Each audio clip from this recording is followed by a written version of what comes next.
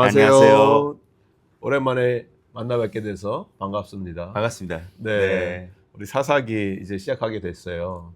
여호수아를 묵상을 다 끝냈고 네. 사사기로 들어오면서 기대가 됩니다. 많은 네. 액션이 있고 많은 스토리가 있고 우리가 잘 아는 삼손의 이야기라든지 네.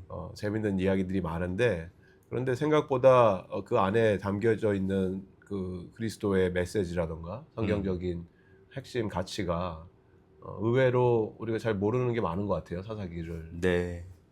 깊이 살펴보면서 이번 시간에 깨닫기를 바랍니다. 네. 네, 우리 목사님께서 사사기의 문을 열어주시면 감사하겠습니다. 네. 네. 저희가 지금까지 여호수아서까지 봤는데요. 여호수아 메시지를 좀 잠깐 돌아보면 여호수아서의 이제 핵심은 약속의 땅에 들어가는 거죠. 약속의 땅에 들어가서 이제 땅을 차지하는데 그게 이제 진짜 핵심이냐? 그렇지는 않았잖아요. 저희가 함께 봤지만 그곳에서 하나님의 다스림 가운데 사는 하나님의 백성들이 이제 되는 것이 핵심이었죠. 그래서 여호수아서 마지막 부분을 보면 여호수아가 백성들한테 얘기하는 게 너희의 마음을 하나님께로 향하게 하고 그리고 하나님의 말씀을 따라서 살 것에 대해서 이제 여호수아가 어떻게 보면 마지막 그 힘주어서 말하는 것으로 여호수아서가 끝났는데, 그러면 이제 그렇게 살고 있느냐, 하나님의 그 영향력 안에서 다스림 안에서 살고 있느냐, 사사기는 그렇지 않다라는 것을 보여주는 굉장히 이제 안타까운 네. 말씀이죠. 그 인트로덕션에서 말씀해 주신 것만 들어도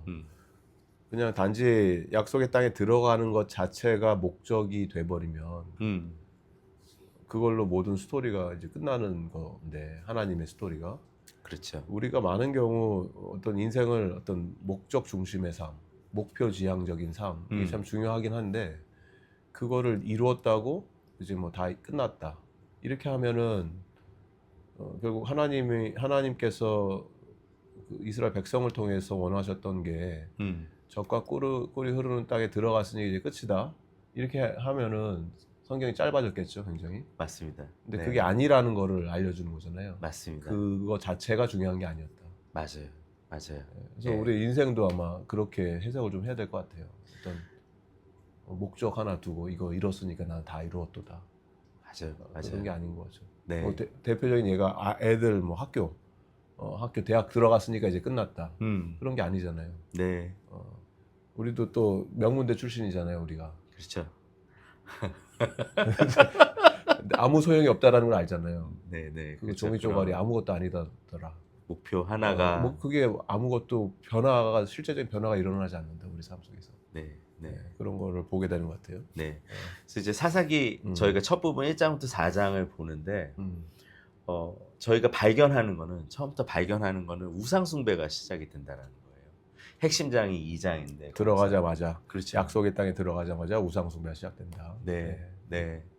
2장의 앞부분에서 하나님은 하나님의 언약을 반드시 지키실 것이다. 그런데 이스라엘 백성들은 그거를 바로 깨뜨리는 그런 모습을 이제 저희가 보게 되거든요. 그래서 바알 숭배, 아스타롯 이런 이방 신을 섬기는 모습을 보는데, 우상 숭배를 하면 일어나는 일은 우상들의 방법들이 이제 삶에서 드러나는 거죠. 예, 거기에 녹아 있는 가나안 문화에 녹아 있었던 가나안의 우상 숭배에 녹아 있었던 것들이 이제 쭉쭉쭉 드러나게 되면서 성적으로도 굉장히 문란했고 또 그 사람들을 sacrifice하는 희생하는 그런 인신공양이 유행하던 그런 네, 지역이었잖아요. 네. 그런데 이제 사람들한테 그게 이제 스며들기 시작하는 거죠. 이스라엘 백성들 안에. 그러면서 이제 사사기에서 반복되는 말이 각기 자기 소견에 옳은 대로 행한다. 이 이제 이야기를 참 가슴 아픈 표현이에요. 자기 눈에 좋은 네, 대로 네, 마음대로 살았다. 그렇죠. 네, 그 얘기는 반대로 하나님은 안중에도 없다. 음, 하나님은 생각도 안 하고 산다. 맞습니다. 그런 그 표현이죠. 예. 네. 그래서 사사기에서 계속해서 반복되는 패턴이 있습니다. 2장 오늘 이제 저희 핵심장이 그거를 딱 어떻게 보면 보여주는 장인데, 처음에 이스라엘 백성들이 죄를 짓고 그리고 나서 죄의 그 결과인 심판을 경험하게 되면 이방 나라들의 압제를 경험하고 고통을 당하게 되면 그러면 이 사람들이 하나님한테 간구합니다. 이제 회개하는 모습으로도 볼 수 있고 하나님 저희를 도와주세요. 저희가 잘못했습니다. 그러면 이제 하나님께서 사사들을 사용하셔서 이들을 구원하시고 또 그 구원하신 후에 평화가 시작이 되는데 또 죄로 돌아가는 이 패턴이 있는데 사사기에 큰 패턴이 있는데 이것이 이제 사사기 2장에서 처음으로 이제 소개가 된다라는 거죠. 그래서 이제 이 패턴을 보여주면서 사사기가 굉장히 어둡게 쫙 이 페인트가 되는 거거든요. 약속의 땅에서. 그럼 이제 이 사사기는 절망적인 책이냐? 먼저 이 사사기는 조금은 절망적인 책이에요. 조금. 예, 많이라고도 할 수 있지만 네. 왜냐하면 우리의 죄의 깊이가 어느 정도인지를 좀 보여주는 거. 나중에 이제 목사님께서 사사들에 대해서 조금 더 풀어주실 때도 보이겠지만 너무 우리의 죄의 깊이, 우리가 어디까지 타락할 수 있는가가 적나라하게 보여주는 책이 사사기거든요. 이거를 굳이 어떤 그 영화에서 레이팅 하듯이 이게 PG냐, M이냐라고 네. 했을 때 어떻게 보세요, 이거? 이거는 그냥 상영이 뭐죠? 성인도 아니고 상영 안 됐으면 상영 좋겠네요. 불가. 상영 불가 등급. R 레이시 R. 특별히 마지막으로 MA도 봤어요. 아니고 네. R. 네.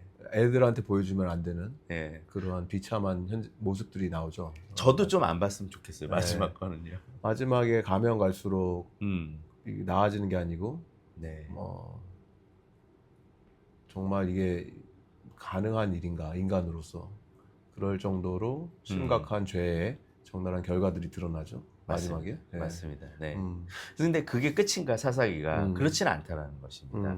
사사기는 저희가 이제 여호수아서 사사기를 처음에 조금 비교해 드렸는데 우리 안에 일어나야 되는 진짜 변화가 뭔지에 대해서 굉장히 저희를 도전하는 책이기도 합니다.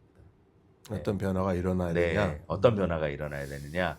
하나님의 다스림이 회복돼야 된다는 거죠. 네. 구원받은 백성의 삶은 하나님의 다스림이 회복되어야 한다. 사실 예수 그리스도의 핵심 메시지이기도 했습니다. 예수님의 복음의 핵심에는 항상 하나님 나라가 있었잖아요. 그렇죠. 그래서 마가복음 1장 14절 15절에서도 예수님이 갈릴리에 오셔서 하나님의 복음을 전파하며 이르시되 때가 찼고 하나님의 나라가 가까이 왔으니 회개하고 복음을 믿으라 이렇게 선포하신 하나님의 다스림을 회복하시기 위해서 오신 예수님. 복음의 메시지는 우리가 하나님을 우리에게 초대하는 것이 아니라는 것.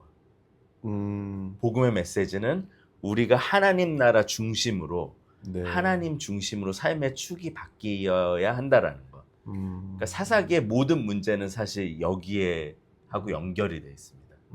예. 왜냐면 각기 자기 소견에 옳은 대로 행한다라는 거는 자신 중심축으로 하나님마저도 데리고 오려는 우리의 깊은 본성을 그렇죠. 얘기해 주는 거죠. 지금 하나님 나라에 대한 그런 가치와 그 중요성을 얘기해 주셨는데 또 사사기의 마지막에 가면은 계속 반복되는 표현이 그 시대에는 왕이 없었으므로 네, 각기 옳은 소견대로 행하였다. 이 표현이 반복이 되잖아요. 맞습니다. 말 그대로 하나님 나라의 왕, 임금 되시는 예수님께서 예수님을 우리가 초대하는 게 아니고 네, 예수님이 오셔서 그 나라를 이루셔야지만 가능하다. 네, 이게 복음이라는 거잖아요. 맞습니다. 네, 그래서 그런 거를 발견한다는 거죠. 사사기에서. 네, 그렇죠. 그 니즈와 그 방법과 또 누가 행하셔야 되는지 네, 우리가 할 수 있는 게 아니다. 맞습니다. 네. 그래서 구원의 본질에 뭐가 있느냐, 누구의 다스림 가운데 음. 살아가는가가 우리 구원받은 백성의 삶의 본질에도 있다라는 거죠. 그럼 이제 저희한테 좀 적용이라고 할 수 있는데 저희한테 이번 주에 한번 물어봐야 되는 건 그건 것 같아요.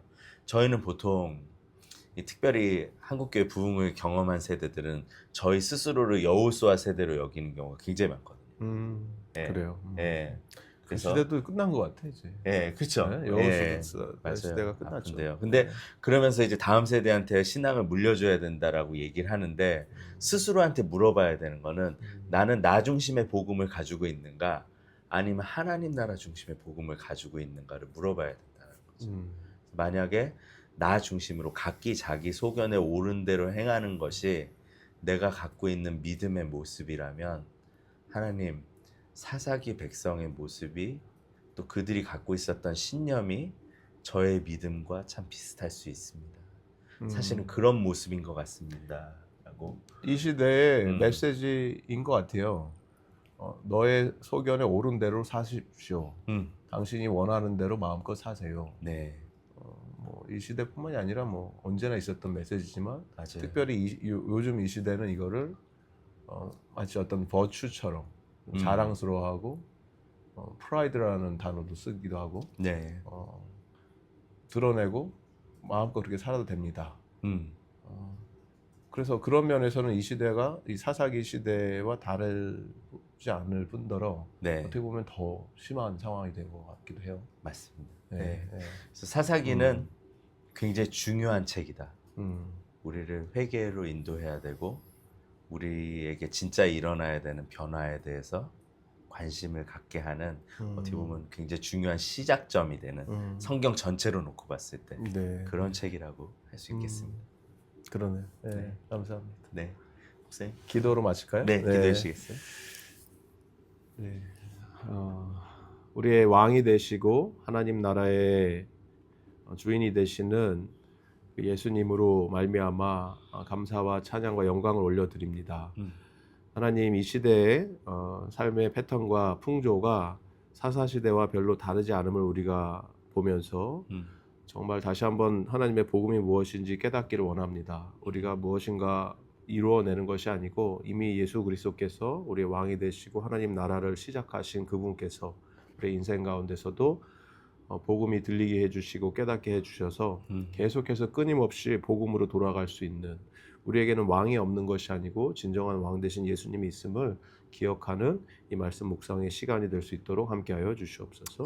감사하며 예수님의 이름으로 기도드립니다. 아멘. 아멘.